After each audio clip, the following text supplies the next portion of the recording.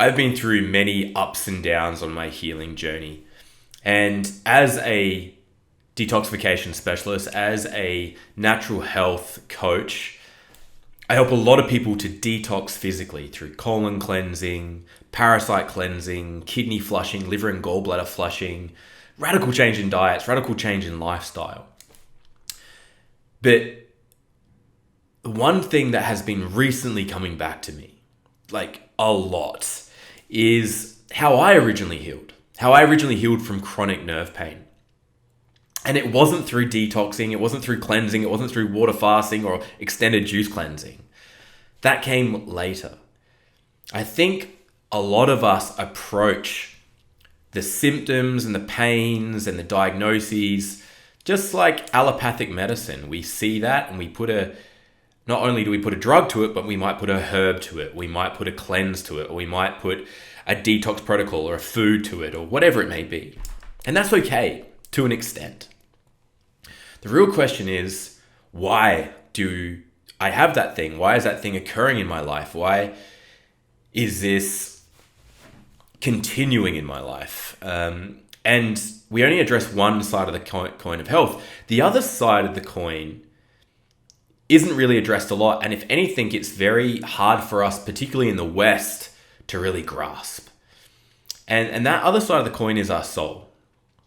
And our soul is three-layered cake, if you will. It is our mind, our will, and our emotions.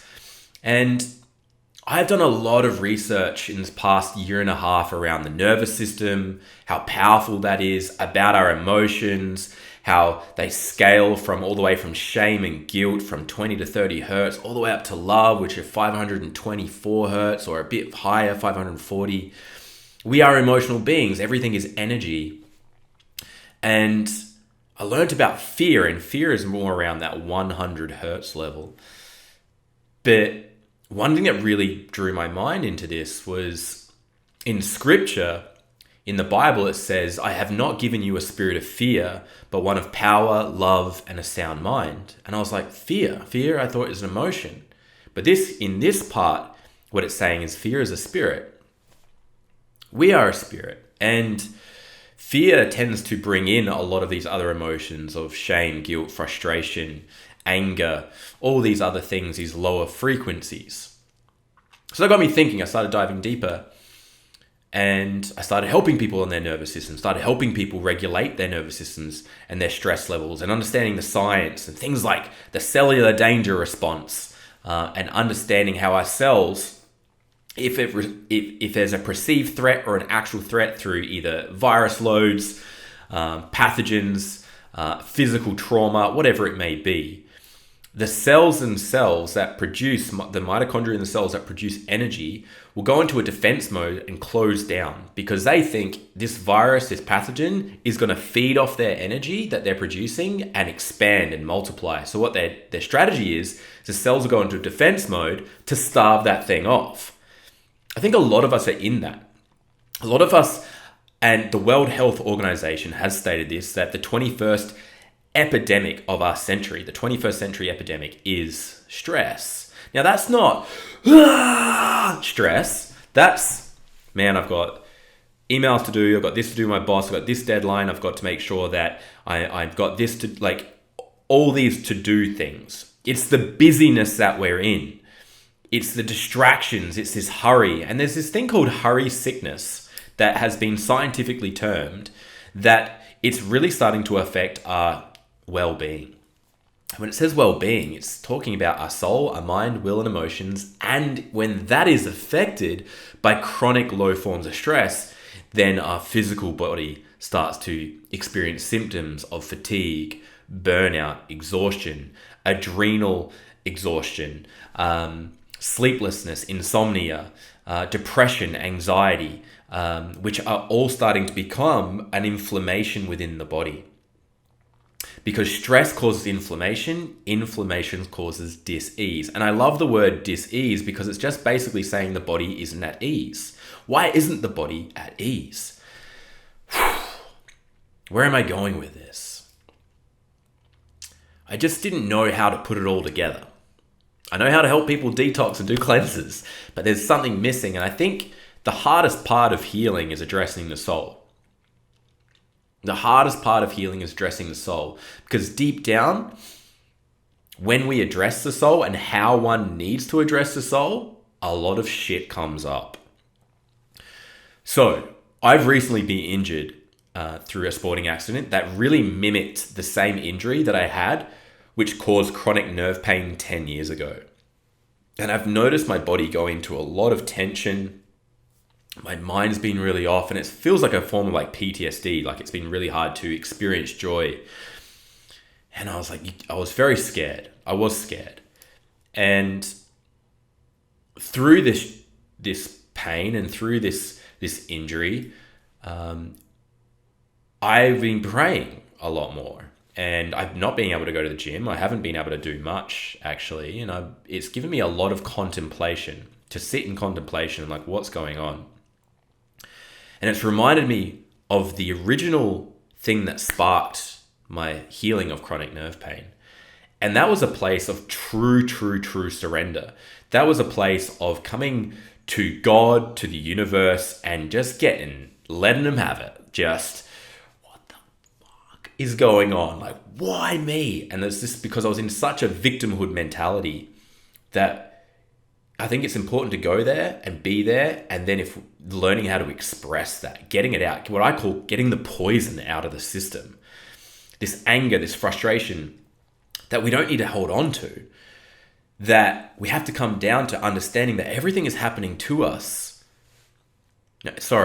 Everything is happening for us, not to us. And anyway, I remember being on the beach at midnight, just getting all this out. Just angry. Why me? This isn't fair. I can't handle this. Please heal me. I don't want to go through this anymore. Because when we're in that place, when we're experiencing so much fear of being a failure, fearing that I'm not good enough, fearing that I won't be able to be a provider, fearing that I won't succeed, fearing just a lot of whatever it comes up for you when I say fear this, we tend to distract ourselves and numb ourselves even more. And with that distraction, we're only putting this fear on pause. And deep down, we know what we should be doing, but for some reason we can't. And that's because of the fear that we have, the overwhelm of what needs to be done to actually heal. It requires a lot. It requires a lot of sacrifice. That's an overwhelming process. So we're like, too hard. I don't have the energy for that. I'm going to procrastinate. And we live in a world with so much stress.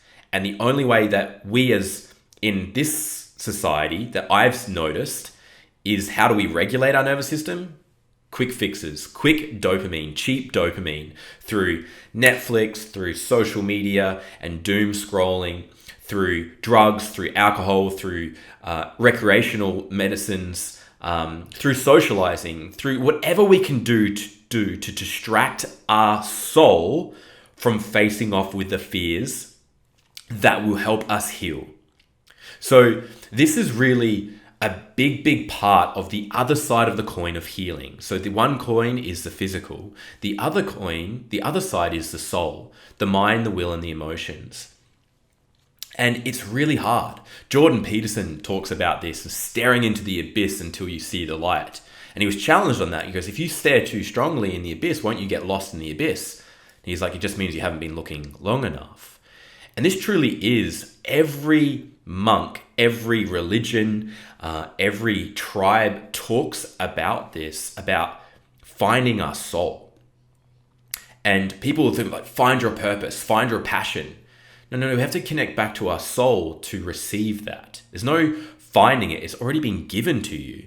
It's learning how to receive that. We have to be with ourselves. It's to know thyself, to know, to be, and to become.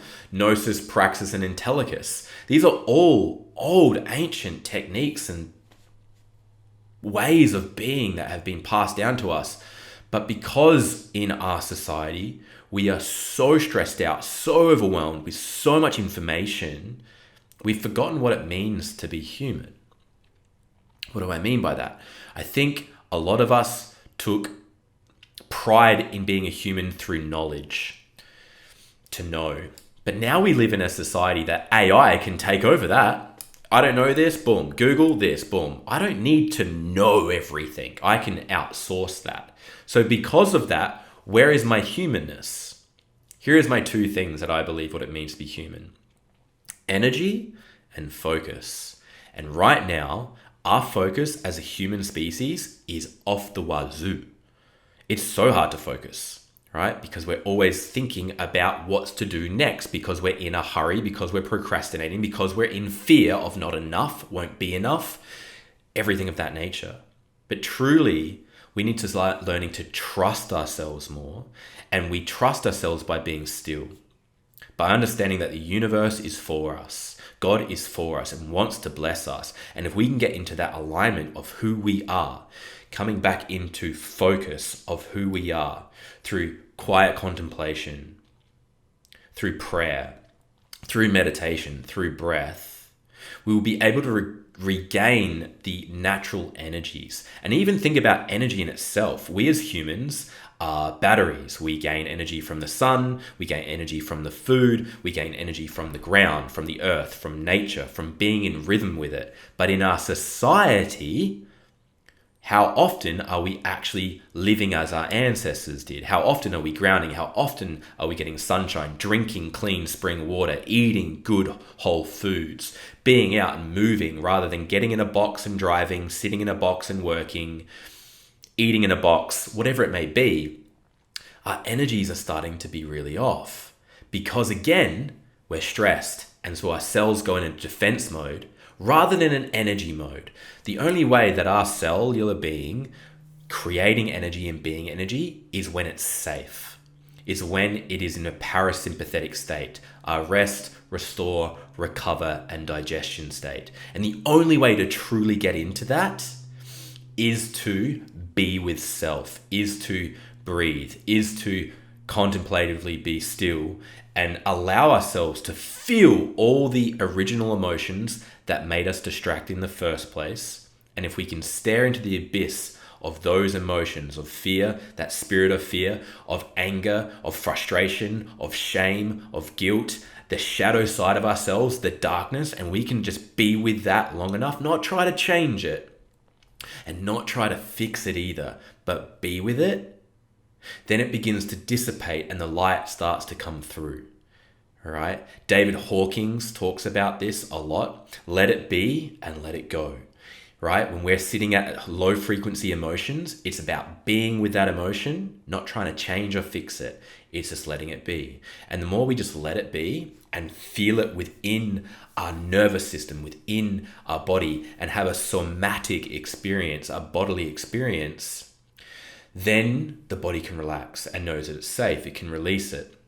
And then we can start to upscale in our emotions, energy in motion, because now the body feels safe and it can get to higher frequencies of joy, love, peace, creativity, all these things. And then if we can create a boundary around our environment that protects us from cheap dopamine and easily being disturbed and distracted, then our dreams come back, our purpose comes back, our healing comes back, our life force comes back. This is the key. And this is why now I teach and run programs, journeys of reclaiming your soul on everything I just talked about and how to actually not just know it, but be it, practice it, become it. So yeah, I just wanted to share that off my heart. If you're feeling fatigued, frustrated, angry, depressed, anxious, overwhelmed, burnt out, chronically in pain, having symptoms of gut symptoms, of other forms of autoimmune diseases, really feeling that, and this hit you and this touched your heart going, actually, I do need to address my soul, come join me. Let's do this together because we all need this work. And bless you heaps.